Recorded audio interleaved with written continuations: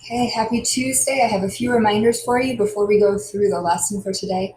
One is that if you have your quizzes scores returned to you with a 0 on them, it's because you didn't actually take the quizzes. You need to do that. I do check those.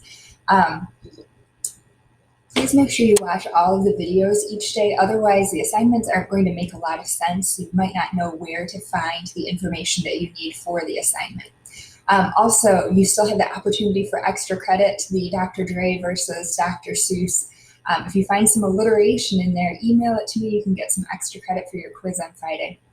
And remember, alliteration is the repetition of a sound at the beginning of a word. So for example, 6 snakes are slowly slithering southward.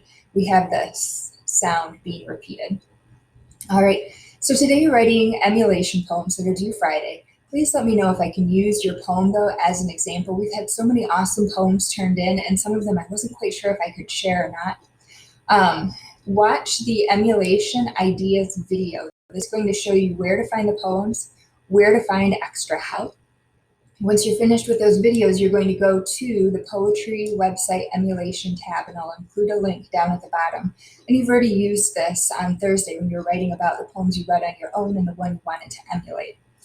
And you could choose to find your own poem to emulate as well. You don't have to use one of the ones that I gave you. I had somebody who found a really awesome poem. You're welcome to do that. And then you're going to create your own emulation poem due on Friday. All right, have a great day.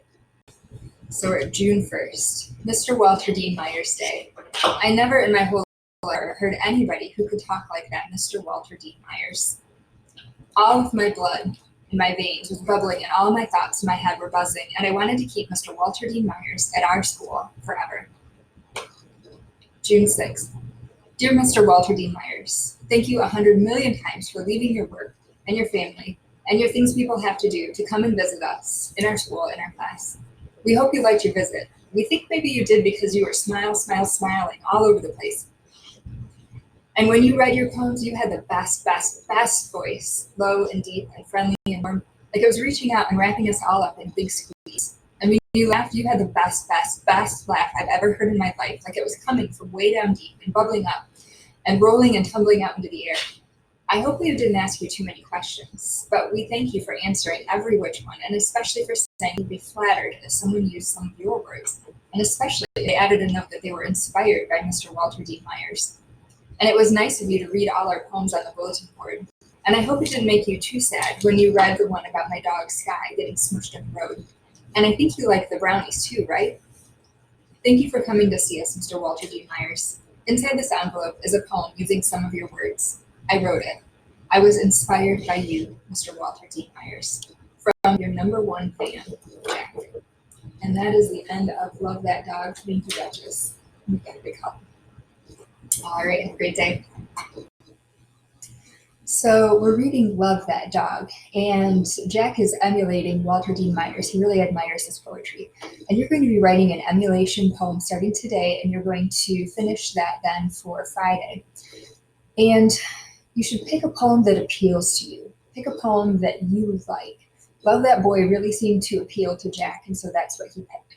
So I'm going to read the original poem by Walter Dean Myers and point out some of the things that I noticed, and then I'll read for you Jack's emulation so you can see how they're kind of similar as you're looking at creating your own. Love That Boy by Walter Dean Myers. Love that boy like a rabbit loves to run. I said love that boy like a rabbit loves to run. Love to call him in the morning. Love to call him, hey there, son. He walked like his grandpa, grins like his Uncle Ben. I said he walked like his grandpa and grins like his Uncle Ben. Grins when he's happy. When he's sad, he grins again. His mama liked to hold him, liked to feed him cherry pie. I said his mama liked to hold him, liked to feed him that cherry pie. She can have him now. I'll get him by and by. He got long roads to walk down before the setting sun. I said he got a long road to walk down before the setting sun. He'll be a long stride walker and a good man before he done. And one thing that I noticed about his poem is that he repeats these first 2 lines again. And he does the same thing in each of his stanzas. He takes those first 2 lines and he repeats them again, sometimes with a slight variation. And in this first one, I thought it was interesting that he uses like and it's a simile. And in the second one, he uses like, but it's not really a simile because it's a literal comparison to family members. And then I thought this was kind of interesting because he used like again, but again, it's not a simile. We're talking about like as the verb to like something. And his rhymes, and so does Jack's. But if you choose to emulate this, yours does not have to rhyme. So here's Jack's, and you can see he does the same thing. He repeats the first and second lines in the third and fourth. Love that dog, like a bird loves to fly. I said, love that dog, like a bird loves to fly. Love to call him in the morning, love to call him, hey there, sky. So again, think about a poem that appeals to you, one of the poems that we've read that you liked, that you think you might be able to emulate.